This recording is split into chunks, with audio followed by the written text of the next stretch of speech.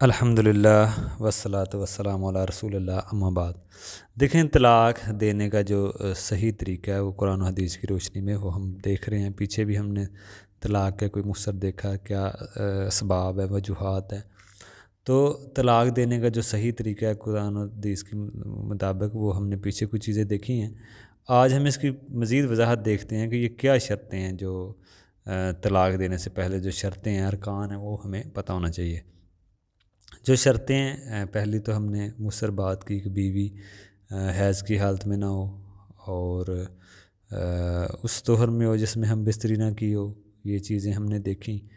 اور طہر سے مراد وہ کہ بیوی حیض کی حالت سے پاک ہو، غسل کرے، تو پھر ہم بستری کرنے سے پہلے آپ طلاق دیں، وہاں سے عدد تعداد شروع ہوگی، 3 حیض جو ہوتی ہے۔ تو یہ ایک طریقہ بتایا گیا اگر کوئی دینا چاہتا ہے تو یہ اس کا مسئلہ ہے۔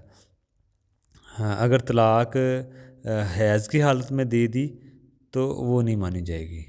اس کی دلیل بھی قرآن میں ہے کہ بیوی کو طلاق خاص حالت میں ہو، پاکی کے دور میں ہو۔ جیسے عبداللہ بن عمر سے روایت ہے، صحیح حدیث ہے کہ انہوں نے طلاق دی، بیوی کو حیض کی حالت میں طلاق دے دی۔ تو اللہ کے نبی نے کہا کہ اپنی بیوی کو طلاق دو پاکی کی حالت میں، پاکی کی حالت میں طلاق دو۔ تو یہ سمجھ لو اللہ نے یہ دوسری شرط رکھی ہے۔ حکمت اس میں یہی ہے کہ طلاق نہ ہو، کیونکہ بیوی سے ملنے سے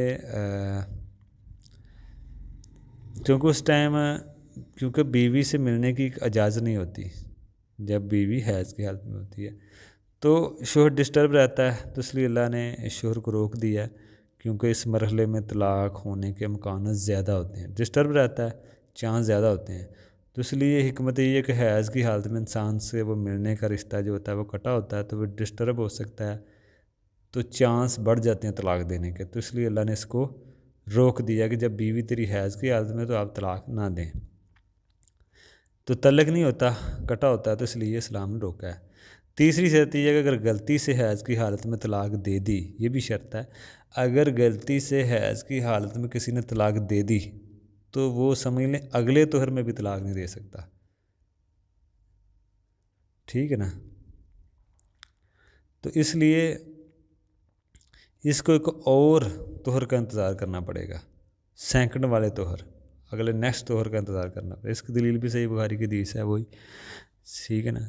کہ جو چوتھی شرط ہے یہی ہے کہ جس طہر میں طلاق دی ہے، دے رہا ہے، اس طہر میں ہم بستری نہ کی ہو۔ اگر ہم بستری کی ہو تو طلاق نہیں ہو سکتی، لیکن اگر دی تو نہیں مانی جائے گی۔ عورت کو اس مسئلے کا بھی پتہ ہونا چاہیے۔ تو یہ مسئلہ ہے کہ اگر کسی نے ایسے کر دیا تو اس کو پھر اس طہر میں تو نہیں دے سکتا، ظاہری بات ہے۔ پھر بیوی حیض کی حالت میں ہو، پاک ہو، تو اس میں بھی نہ دے، ٹھیک ہے نا؟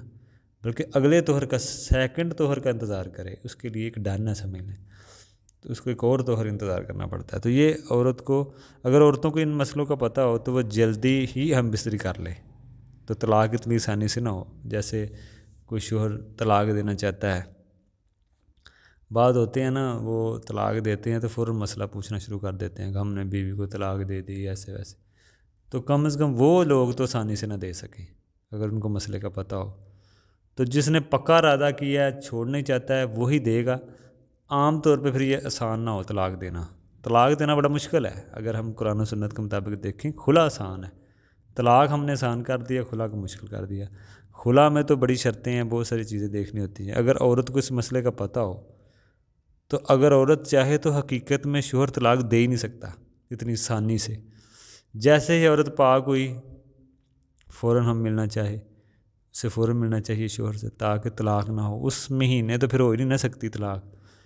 عورت کو حیض آ گیا اور عورت حیض کے بعد غسل کیا، پاک ہوئی ہے، شوہر سے ہم بستری کر لے، تو اس مہینے تو طہر میں تو طلاق نہیں ہو سکتی۔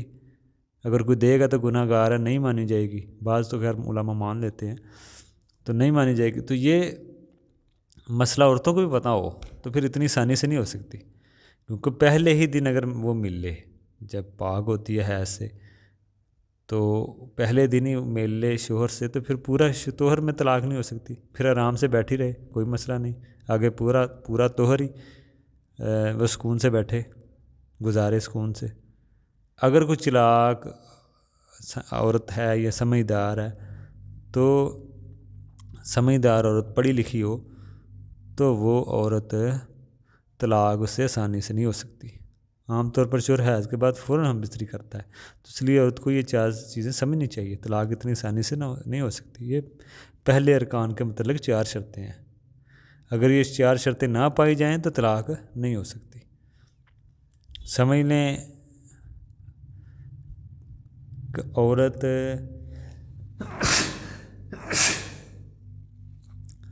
عورت پاکی کی حالت میں ہو، اس طہر میں ہو جس میں ہم بستری نہ کی ہو، اگر کسی نے اس حالت میں دے دی تو اس سے ایک اور طہر انتظار کرنا پڑے گا، آگے والا پھر آگے دے گا، تو یہ کچھ شرطیں ہیں۔